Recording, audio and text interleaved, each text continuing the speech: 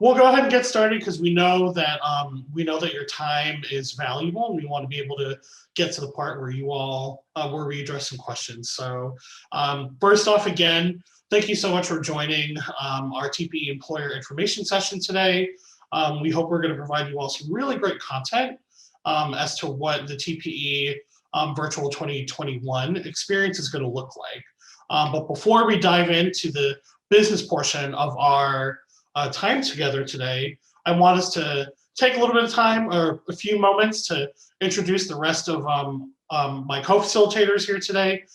So I can go first. My name is Dr. Tim Layson. My pronouns are he and they, and my day job is I'm an associate director of residence life at Santa Clara University. And on the TPE steering committee, I work with employers, so employer development, relations, and connections. And I will turn it over to Brenda. Hello, everyone. Greetings from Southern California. I am Brenda Ice, and I am the TPE 2021 chair. My day job is the assistant dean and director of campus life at Scripps College, which is part of the Claremont Colleges Consortium in California. Thank you for joining us today. And good morning, good afternoon, depending on where you are. I am Dr. Kirsten Fox, and I am the director of the Placement Exchange.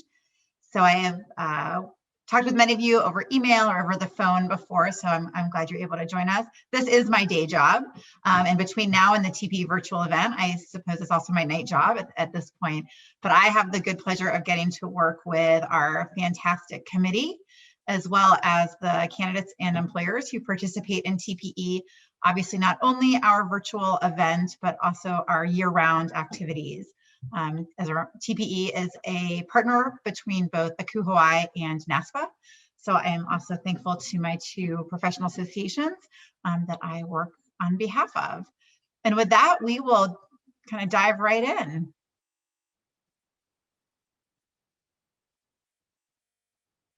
So before we start today, and after this slide, I'm actually going to fade into the background and let Dean Ice and Dr. Layson really take over. So I just wanted to go over a couple of items. As a reminder, feel free to post any questions in the chat or use the question and answer section to either the large group or privately. So I will be answering chats as the Placement Exchange on the back end, as Brenda and Tim are providing really great content and great information. We want to make sure that your questions get answered. If you have a question that you feel will benefit the larger group, I encourage you to use the question and answer feature instead to make sure that we can see it, and we'll work it into the presentation. If you have more of just a private question, the chat feature might work better. But either way, I'll be monitoring to make sure that any questions that you have do get answered. Our session is being recorded today. So hopefully if you need to check back to remember something that maybe we mentioned, but also we know there's a lot of employers that were unable to join us during this time. So hello, for those of you watching on demand, so to speak, and we will post it on our TPE YouTube page, which does have other resources that you should check out if you have not been on there before. As I mentioned, we will continue to post it to be able to use the slides. Because it's a webinar format, I believe you're already on mute, but I will also make sure that I am muting myself after I'm done with this.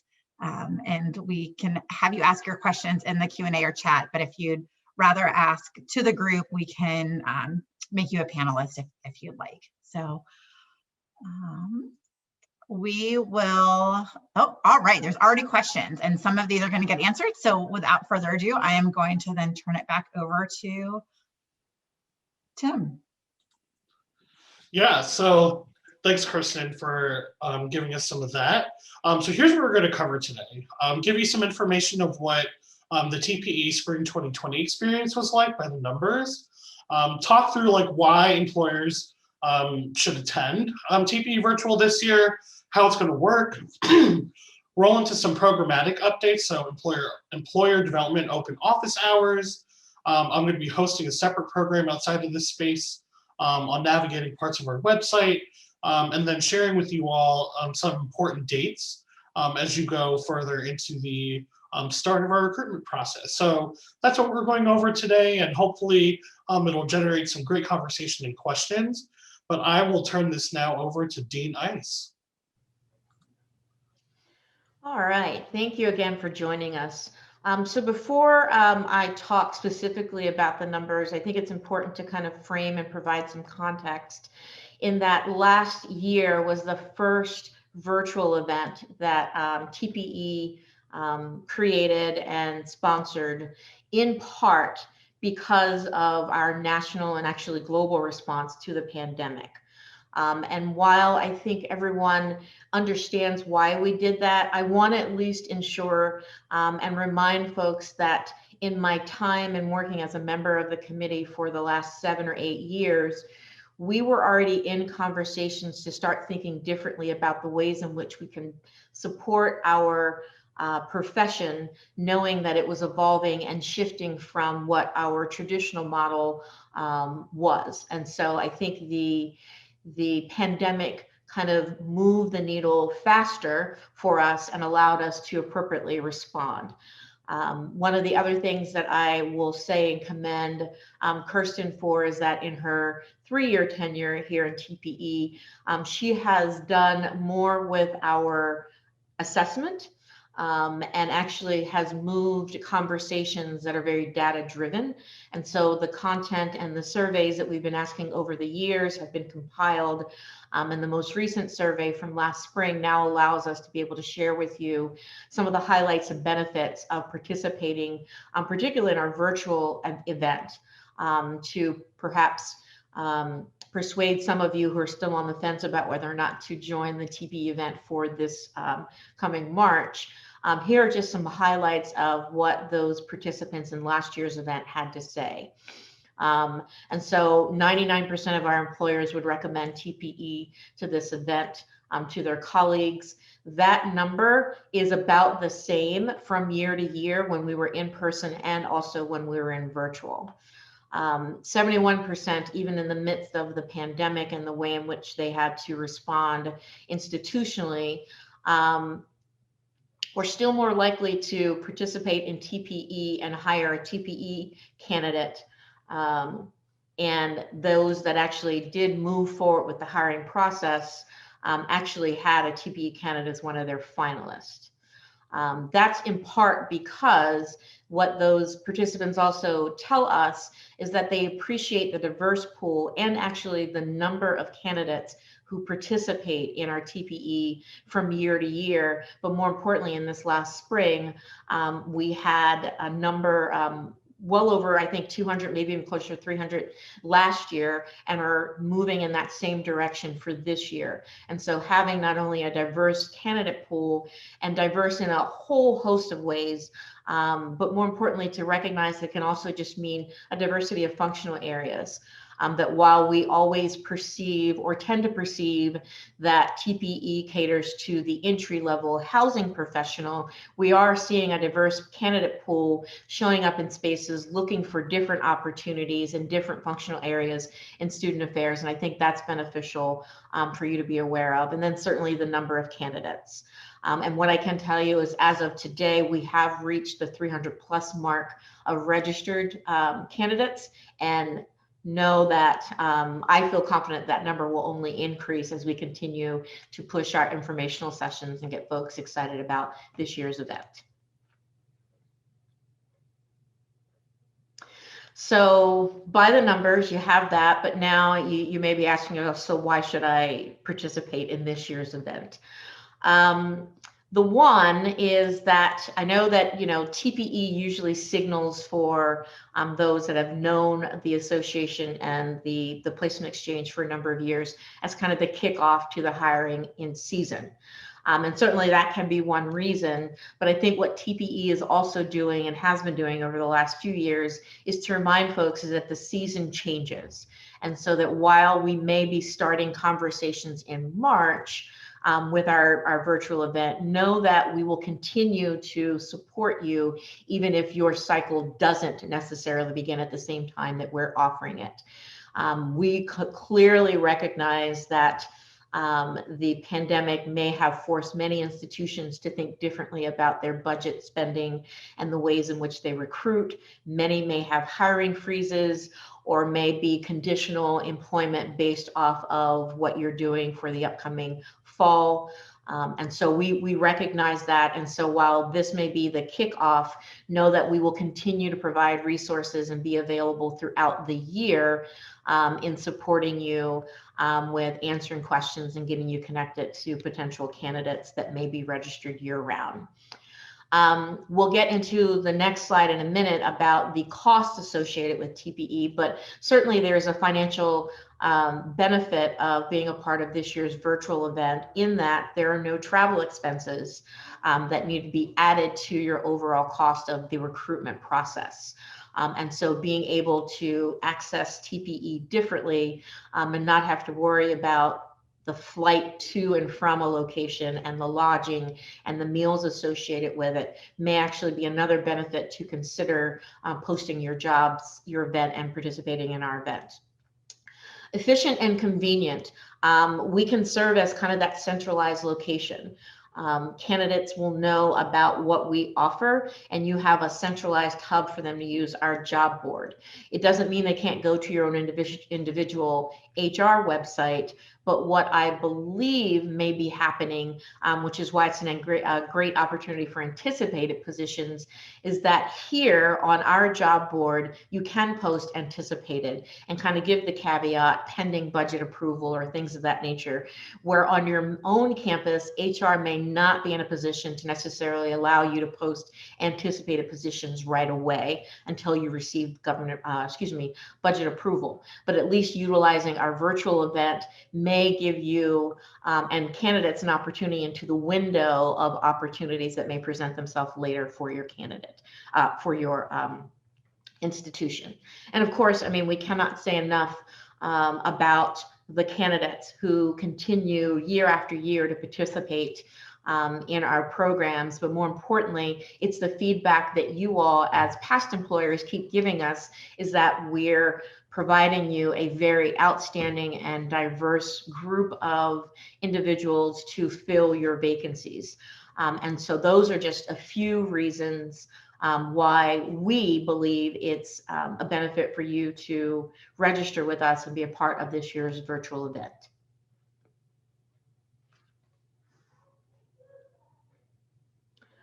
And so this next slide, Tim and I are going to kind of share the conversation here. And so I alluded to in the previous slide about the cost benefit.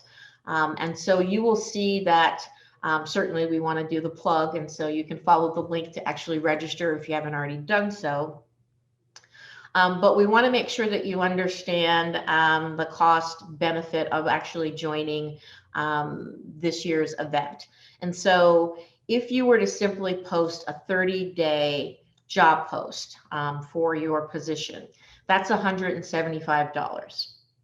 For $25 more, this is our, our commercial plug at this point. For $25 more, you actually get the post, but then you get access to our candidates and to be able to search and go through that process.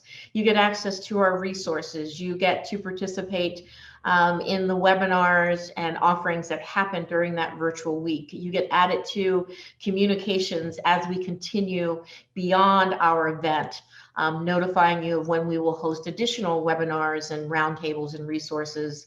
And so there is that cost benefit of just for $25 more, adding on and getting a greater value for participating in the event. Tim, I'll let you chat about our information showcase.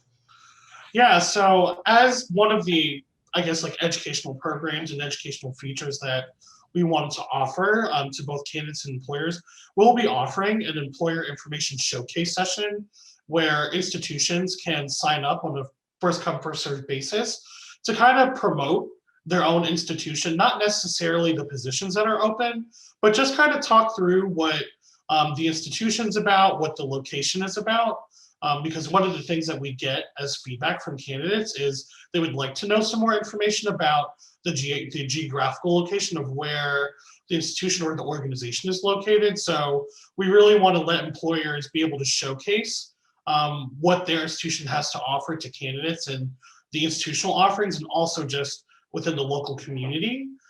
So we're offering that as an additional add-on experience, but it's one thing that we haven't done in the past, or we've done in a different space. So we wanted to kind of formalize that this year so candidates have the opportunity to see a variety of different institutions across the board.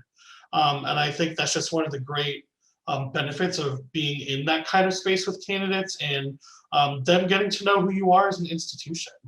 And I know Brenda will talk about this, but as part of our cost saving measures, if you would like to upgrade to a premium job post, there's no additional cost to that. And what that really means is that candidates who aren't necessarily registered yet for the event or haven't made their profile public they'll be able to see the job post that you have within our job listings. And so it just casts a little bit of a wider net of folks that would be able to see your actual job post. I apologize, my email's going off in the background.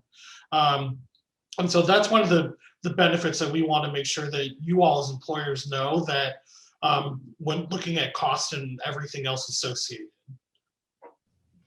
For us, it's about greater exposure, and we want to make sure that the offerings that we would have traditionally offered in a on-site, in person, can still be extended. And I think being in a virtual environment benefits all of us, and it further enhances our ability to get your position, your name, your institution out there to a broader audience than just simply those that would attend the in-person or on-site event. So we know that you all will have questions and other thoughts or things that you would like to share with us. So I jokingly put in here Tim to the rescue, or I will get help to answer your questions. But really, I'm launching the employer open office hours. So they are Monday, Wednesday, Friday, and Sunday from 4 p.m. to 8 p.m. Pacific Standard Time. Just so that way, if you have questions, you're more than welcome to sign up for an appointment. And so the tinyurl link is listed right there. So tinyurl.com/TPE Tim ED 21 is the link. So feel free to sign up for a time. If there's a time, if the day is like filled up because it's powered through Calendly, I will have an open link where you can just join during that time in the Zoom call. So that way you can get your questions answered, or we can talk one-on-one. But yes, I'm happy to connect with folks individually or with your recruitment team. And if none of those times work, please let our employers at theplacementexchange.org email know, and then I can set something up with you all one-on-one, or someone from our team can set something up with you all one-on-one. But yeah, I'm really here to answer your questions about registration, interview scheduling, logistics, how to search for candidates, and all that kind of good stuff. Really just to be a service to you all and get your questions answered. And with that, I am hosting my first program, which I hope you will attend.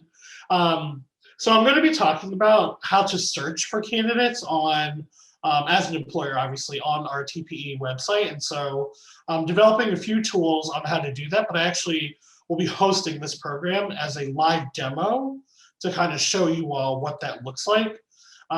So obviously it'll be a live demo of the candidate search feature. I'm going to walk through some registration logistics if you haven't done that. At that point, then really answer any other questions during that time as well. So that is going to be happening next Friday, February 5th, 4 p.m. Eastern, all the way down to 1 p.m. Pacific.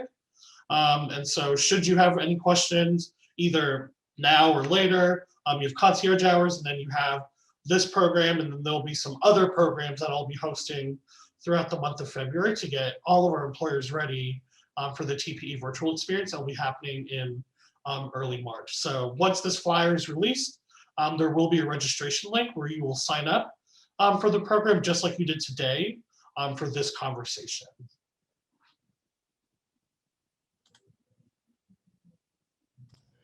All right, and so we're coming to the end of the Us Talking at You portion of our webinar, but I wanted to leave you before we kind of open up for questions with some important dates to be mindful of. And certainly all of this information is available on our website. But while I have a captive audience, I'm bringing your attention to the fact that obviously registration is open and available for you to participate in this year's virtual event. In early February, which is next week for us, time is already flying and it's just January. But in early February, we will release the interview scheduling portion of our virtual event. And Tim has already alluded to helping you next week about the search process. That search feature and knowing what candidates to kind of pull from and potentially invite will then aid in your ability to be able to schedule those interviews through our system with ease because of your search process through our through your registration. We also, while we can profess to say this is a great opportunity and why you should do it, we also want to make sure that you hear from other people. And so we started a series this academic year called the TPE Story Short, where each month we have a particular theme. And the idea is to focus on a perspective for a candidate that may participate, and then also a perspective from an employer that might find the information useful. And so this February, we will be doing reflections of TPE Virtual 2020. So a participant, both an employer and candidate that were in last year's event, have agreed to kind of share their story and then open up time for those that attend to ask questions of that. And so our employer perspective will be hosted next Thursday, February 4th at 12 p.m. Eastern, 10 a.m. Mountain. And Dr. Corey Shapiro will serve as our facilitator for that event. And he has some very useful information that I think all of you may benefit from about how his team in particular had to modify their recruitment process as a result of the pandemic. So hopefully you can join us. As a quick reminder, our TPE event is the first week of March. We are still finalizing the schedule, and hopefully in the next week or so can actually give you more detail about the actual events that will take place. But on the 1st and 2nd of that week will be kind of our educational programs and info sessions, office hours, if you will, and a welcome session on those first 2 days. And then the 3rd through the 5th would be the dedicated times for our interviews. We may still sprinkle in some other informational sessions throughout the week, but the larger concentration we'll have at the front end so that the last 3 days can be focused on you conducting interviews with the potential candidates. And as always, if you have any questions, you certainly can reach out to us individually if you know us personally, but collectively you can reach us as employers information at employers@theplacementexchange.org.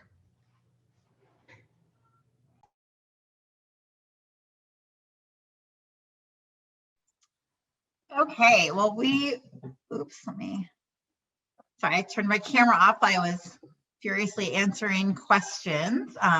Great questions that were coming in. I want to turn it over and ask some of the committee that's here today, Brenda and Tim, for some of the answers. You can also see the rest of our committee on the screen. So it is a 7-person volunteer corps right now. So hopefully if you know any of them, feel free to reach out.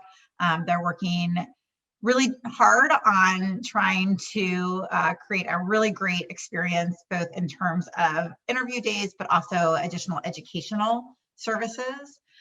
Just kind of one thing to keep in mind as we are trying to work quickly, it was somewhat of a late decision to move TPE to early March. So that is ended up not being decided until the middle of December. So thank you for those employers who are on today that might have participated in one of our focus groups or answered one of our straw polls. It was pretty split as to what would benefit both employers and candidates the most. And so it was really hard to pick a specific period of time that was most beneficial for all. But we also wanted to avoid other national conferences and spring holidays. And so kind of landed on the first week of March. And Brenda mentioned this earlier, is we're really looking at these interview days as being the kickoff to a lot of additional spring recruiting activity.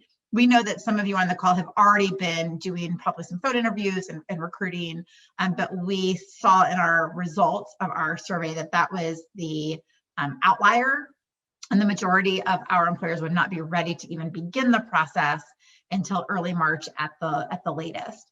So for those of you that may not necessarily even know if you're going to have a position posted for sure, and Brenda mentioned this as well, if you even posted a position on March 4th, you could still register and post and then have access to all of those virtual event candidates, and the posting will stay up until April 30th. So I answered one of the questions. So if you think of just the online job board, we have 30-day posts and 60-day posts. For the event, your post can go live as soon as you are ready to have it go live, and then we'll stay up until April 30th. If you want to take it down before then, you can do that, right? That's not a problem, but it does give you that extended period of time. We envision lots of continued connections between event candidates and employers even after March 5th concludes, for example. That being said, I'm going to kind of go through a couple of the other questions and ask Brenda and Tim to answer, and I can help answer some of these as well. So I'll actually answer kind of a really easy one. Interview schedules will become available next week. The goal is to have them up on February 1st. So our development team is working on them right now so that we can test them at the end of this week, so they can go live on February 1st. We are currently working on our interview scheduling guide. So not only will Tim be doing his session, but for both candidates and employers to have a printed companion piece that will go with that, knowing that interview scheduling is very different in a completely virtual setting than when we also had the in-person event.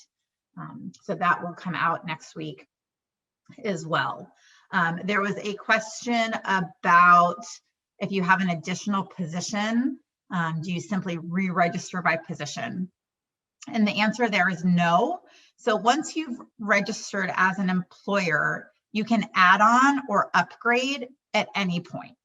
So if you were to upgrade your post to a premium, which means it's visible by anybody who is on the TPE job board, there's no additional cost to have a premium. So even if you created just a standard post initially, you can now upgrade to premium for no cost. And you can do that after the fact.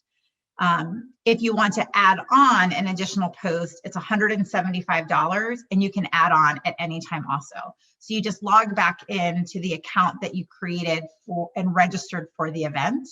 So whether that was you or somebody else in your department or office, and then you can just go into your employer dashboard, and there'll be an opportunity to add on a job post. So you can do that at any time. Today, March 4th, again, there is no deadline by which to do that. And then we, similarly to another question, we are currently trying to have anything that, for those of you that have been with us in person before, we had tables, and your table actually dictated your interview schedule, not your position. Because for many employers, you might have 4 positions, but only have 1 person interviewing, or you may have 4 people interviewing for 1 position, right? So we really want you to do what works best for you. So any interview schedule is of no charge. So you automatically get the one with your posting, with your registration, but you can add on any additional schedules. And then you can use those as much or as little as you want. I saw a question come in. Yep. So I think you might have figured it out, but this is a good question we get often. And so especially for those that might be watching later, if you have multiple openings for a single job title that doesn't need to be made separate, does it? No. So there's an option. You can have like a resident director position, but 4 openings. And so that's one position. You're only paying for the one job post. You definitely do not need to pay for additional posts for that position. So that's a question we get frequently. So I wanted to make sure we address it. All right. A question, I'm going to turn this over to one of our committee members. So Scott McDonald wrote, he's working in a learning center that falls under student affairs. It will be his 3rd year participating in TPE, but wondering if academic, I could actually probably answer this one. I should have read the whole question. If academic support can be added to the list of job areas, we always have to use other. So we can definitely do that. We have added before. So actually, Scott, why don't I connect with you afterwards, and we can make sure that we add that. We typically follow some of our partner associations, what they list as their functional area, but we can hopefully either change something that's already existing or add that on.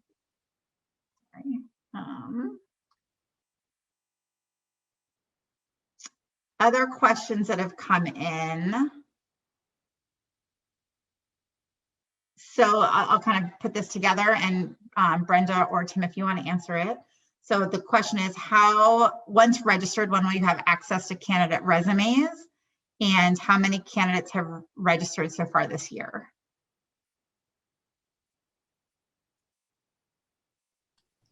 As far as the number of candidates that have registered, I think it was in one of our earlier slides, but we have 300 plus candidates that have registered to date. So as of today, right before our time today. So yes, candidates are registering for the experience or for the event, and so I can answer that portion. And then as far as when you will have access to candidate resumes, I think as soon as you create your profile and pay all the associated fees that go with it, depending on your job post and all that kind of good stuff, that's when you'll begin to have access to candidate profiles. And either Brenda or Kirsten can definitely add on to that. But just from my own experience, that's what's happened when I have done that myself. So Brenda or Kirsten, do y'all want to add anything? Yeah, I'll add that while you may have immediate access to the candidate resumes and profiles, be aware that not all the ones you will have access to are only the profiles that have been made public by the candidate. And that's in part because a candidate may want to get in and just simply register, but doesn't quite have their resume updated yet, or not sure what region they actually want to kind of move towards. And so they make their profile private until they feel comfortable with the profile, and then it's converted to a public status of which you can see. So I think one of the things that we wanted to remind you, and it'll show up in Tim's concierge hours and in the sessions that he's going to offer, is this idea of you may want to pull candidate searches a few times. Because while, you know, today you register and do a poll, you may not necessarily get all the registrants appropriately because they're still in that private status. The other thing that we are working to create a filter for is to be able to give you a search. Certainly, I think one of the features we have is like the last 7 days as a filter. But one of the things that we want to make sure that our candidates will go in and make modifications to those that may have actually had their account in much longer or earlier than that 7-day cycle. And if you used it before we created this feature, they would still never appear because they were already registered in the system much before. It seems convoluted. Once you see it in action, you'll be able to kind of better understand it, but we are encouraging you to perhaps do a few searches to make sure that you're grabbing the individuals that you're actually in search of.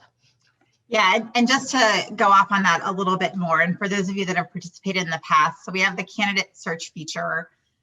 One thing I would always encourage you to do is there's a box that you can check to search for registered candidates only.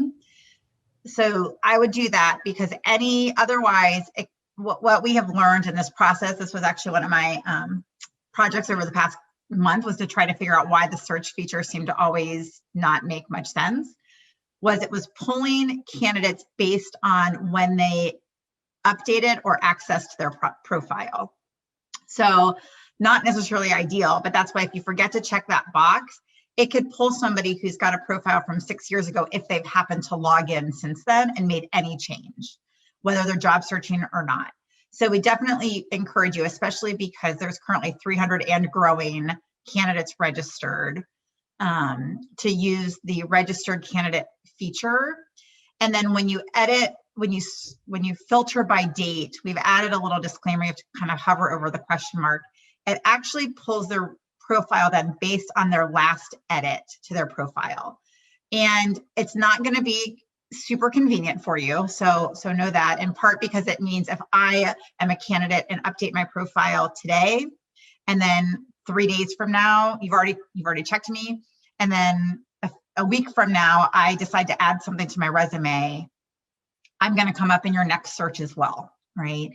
The hard part is we were completely missing candidates, because if we pulled by just registration date, if their profile was private for a while, which often it is, because we encourage candidates to keep their profile private until they're ready to make it public, they were missing out on that search, right? Because to what Brenda was saying, they may have registered 2 months ago, and then by the time they make it live, they've now not shown up in any of your searches. So this is really the only way we can make sure that all candidates will continue to appear in the search.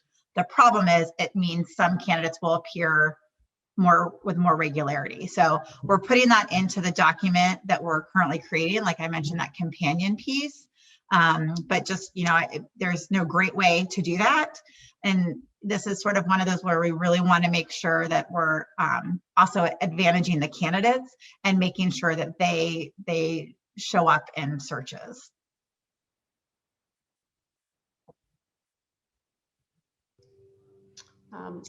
Thanks, Kirsten. While you were chatting, I was actually looking at the questions too. The registration of the reflections of TPE will be finalized in the coming days. So by the end of this week, I believe we'll be able to post and share that on our social media platforms, but also on our website, so that you can begin to register for that event. It is next Thursday. And then Tim's event that he's hosting will also be finalized in the coming days and will be released again through social media platforms, but also on our website. And then I believe sometimes some of our messaging gets captured with our one of our association partners and may appear in those newsletters as well. So look for that communication. If you still can't find it, then you can always reach out to our employers at the Placement Exchange and we can personally send you the link, or you can send an email to Tim or I and we'd be happy to get you connected.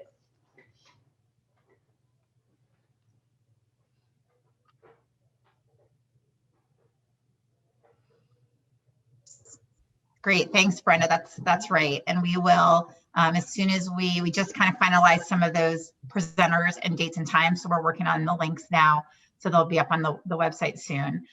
Another question that came in, so both your interview team members actually open at the same time that the scheduling opens. Those two are paired together in the system. So as soon as the interview scheduling opens next week, it will also allow you to insert all of your interview team members in there as well. And just as a reminder, we haven't received this question, but I know I've received it in the past. The employer of record will typically be the person who receives the communication from us. So if for any reason you need to change the email or anything that's associated with it or affiliated, you can either kind of click on the change email button on your TPE profile, or you can just send info@theplacementexchange.org an email, and we can always update that. I know oftentimes, somebody may have left, it's in an old email address. We're happy to make that change, so you're not having to log in using somebody else's email address, for example. In addition, with any job posting that you do, you can change that point of contact. So if Dean Ice is the employer of record, but Dr. Layson is hiring it, she could, or whoever's filling out the job post, can make the point of contact be somebody, could be, Dr. Layson, or could make it be me if I were, on the interview team. And then when any candidate presses the contact employer button, it will go to whoever is on the job posting, not the employer of record. So if you're worried about getting a lot of emails when really it should go to someone else on the search team, for example, you can do that by each individual posting. And you can also make it go to multiple people. So you can use, it says it's either a comma or a semicolon, and you could put, 3, 4, 5 emails if you wanted. So if a candidate contacted you, it could go to all those people. Any of those messages will come to your email. They do not live in the platform for this exact reason, because oftentimes one person has the login credentials, but somebody else is actually in charge of kind of the search or a process of it, which is why it'll go to your emails that are linked to the posting.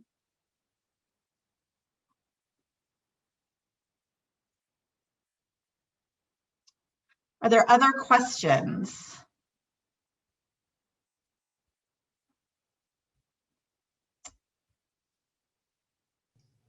If there are no questions, I think maybe Tim and I can provide some wrap up as kind of the closing of this. And what I want to be able to share and hope that comes across in this is that we have, if we go back to the data page, that even though we provided you with numbers, we were actually reading all of the comments that you as employers were providing us over the past years. And so much of our conversations around what we can be doing differently are guided by you as employers, or guided by the comments we receive from candidates. And so the evolution of TPE has resulted in us offering different ways of outreaching to our stakeholders to meet your needs. And so, yes, we may have said, as a result of the pandemic, we moved in this particular direction. I think it's important, at least for you to be aware, I am committed and continue to be committed in my role as chair, and even beyond this, to make sure that our profession matches the needs as they're happening. And so we will continue to offer webinars and resources and links that make sense for you and not necessarily what we believe you all need. To that end, it doesn't always have to wait until we send the end of the event assessment. So at any point you would like to see a new topic or content directed at a particular type of institution or functional area, by all means, reach out to us. I'm going to say our point of contact for our employers is Tim in his role as the chair of our subcommittee for employer resource management. And so certainly reach out to him for that, but know that you can also reach out to Kirsten and I or any other member of the committee this year and even beyond. When you feel like there's a gap or something missing, we want to hear from you and make sure that we can find a way to kind of plug that gap for you. And a question that came in was about, oh, now I just lost where I put it. Now I just lost where it went. Oh no. I don't know if, oh, do you provide your own virtual interview links in the interview schedule, or is it part of the scheduling platform? So that's a great question. So I wanted to make sure that I was making sure I had the correct question and answering it as well. So we can do either. What we learned last year when we quickly moved to the virtual space was that employers typically feel most comfortable using the technology that they already have access to and are most familiar with. So that is what we are encouraging. So there's no specific link that you will click on, for example. But this also means you don't have to learn a new system, right? And when we did our focus group, that came out as one of the, that was a question we asked the employers. And so we're going to encourage you to use your own system. So whether that's Zoom or Google Chat or Microsoft Teams, whatever works. Then what we're asking is you will then put your link in the interview schedule, so that when candidates or other members of your interview team go, they can just still pull up that schedule and click on it. So then there is a clickable link. We would also encourage you, as you're communicating back and forth with the candidate, to then put that link.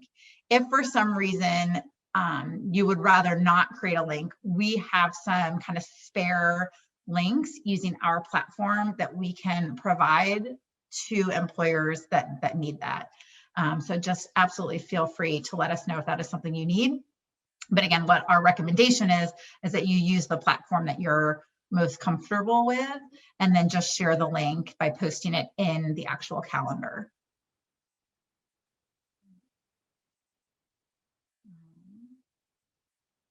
Is there a number that were registered at this time last year versus today, I think is the question. And, you know, it's apples to oranges. It's, you know, the job market, as we know, and we're really happy and excited for the employers that are able to post positions this year. We know a lot of schools are not in that opportunity.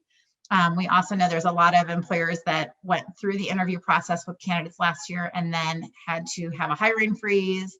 Many institutions, unfortunately, have had to even, you know, furlough or lay off staff members. So, you know, I don't know that we can really do an equal comparison just because the job market today is so different than where it was 12 months ago. What I can tell you is that our typically for the past 3 years, we have actually had more job post positions, right? So not necessarily postings, but positions. So there could be one job with 4 positions. We've had more positions available than we've had number of candidates. That is not the case at all this year. So right now we have 6 times as many candidates as we have employers. The good news for employers that are able to participate in TPE, you're going to have really a lot of very, very talented candidates that are applying to your positions, which is why many of you have already been contacted. So we know that it is very lopsided this year, which is why, you know, Brenda kind of made that point. Even if you thought you may have a position come open, and really between now and April 30th, when the TP kind of event goes down, you know, if you're able to have institutional funding for the registration, it could be worth still registering just to get your name out there to the candidates, maybe do some informal interviews, you know, list something as an anticipated or possible opening. So you're also not giving off, you know, a false sense of hope that it's definitely a position. But yeah, right now we have 6 times as many candidates registered as we do employers. And I would say, you know, looking, I do a weekly registration poll. We also have significantly more professionals than graduate students. Not that we have more graduate students than professionals. I phrased that wrong. So about 2/3 of the registered candidates are graduate students that are graduating, and 1/3 are professional. Typically, it's closer to only 10 to 15% are professionals, and the rest are graduate students. So we're seeing particularly an increase in full-time professional level that are in the process. And we actually have more professionals registered for the process this year than we had last year.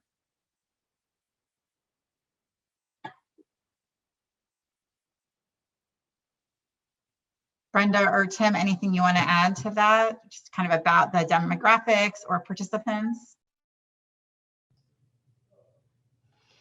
No, I think we can, I at least in my time in serving as a member of the TPE Planning Committee, have continued to be impressed with the candidate pool. And so while I know our conversation and focus here is for the employers, know that our candidate development group is working with those that register and even doing outreach to those that are contemplating registration to provide them with the skill set so they can be viable candidates and move through this process and present their best selves and kind of thinking through this interview process.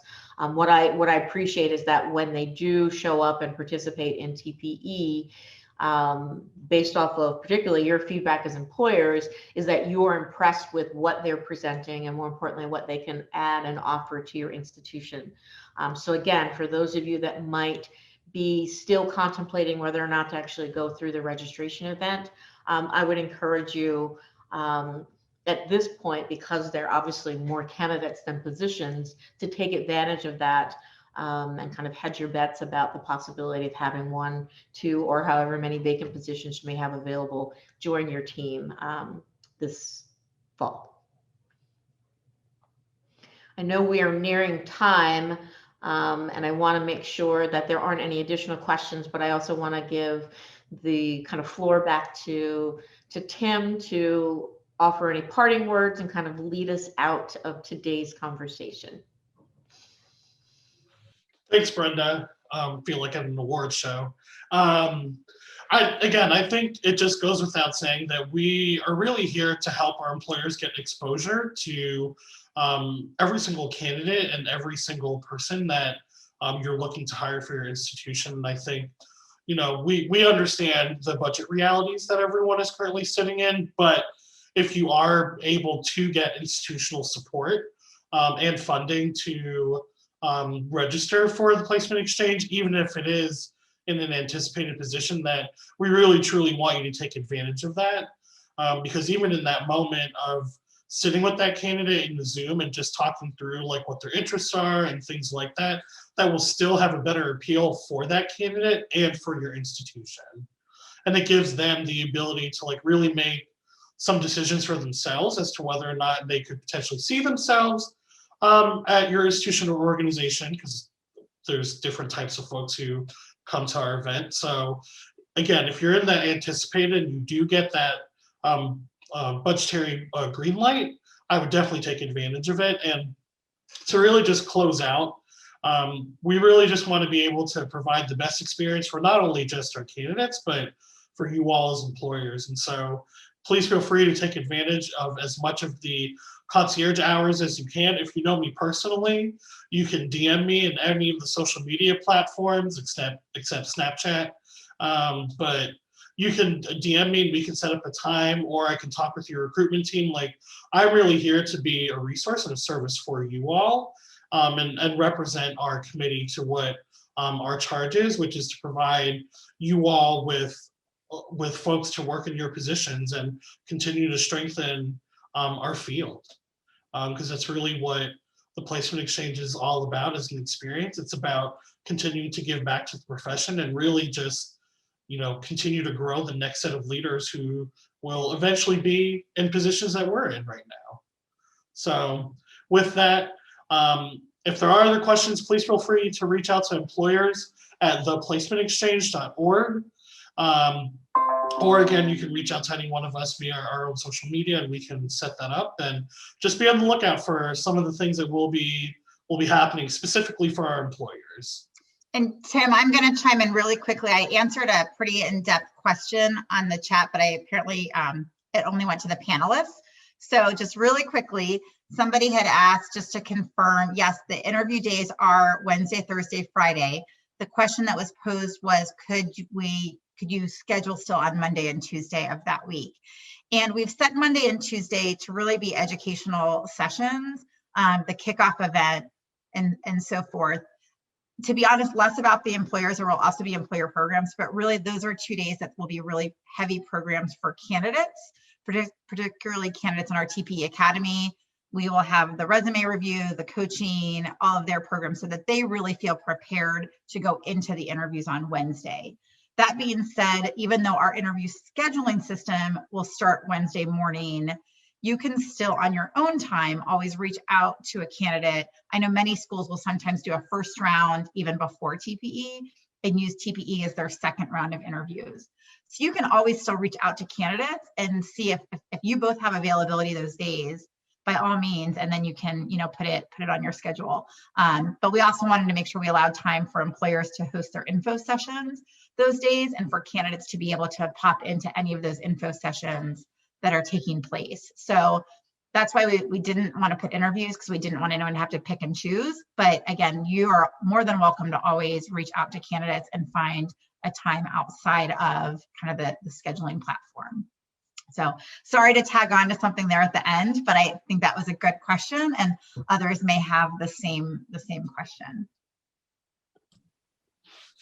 But yeah, with that, we are winding down our time. So again, if you have any other questions, we have the email up here, employers@theplacementexchange, or you know any of us personally, you can reach out to us through that. But with that, thank you all so much for your time and the questions, and they're great questions. So just thank you all so much for taking time to hear about where we're at in this process, and we look forward to seeing you all register for the event. Thank you for joining. Enjoy the rest of your day. Thanks, everyone.